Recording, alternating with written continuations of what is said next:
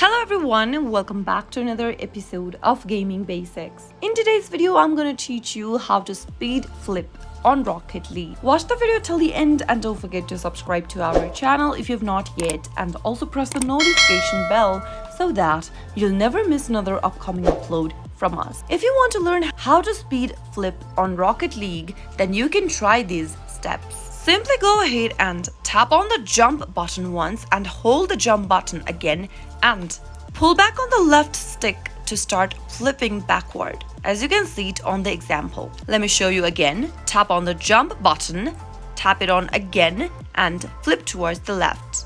While flipping towards the left, you can also pull forward on the left stick to start flipping towards the other side, as you can see it on the screen. That is how you'll be able to perform a speed flip on Rocket League. I hope the tutorial was helpful to you. If it was, go ahead and give us a thumbs up. I'll soon be back with more videos like this. Thank you for watching.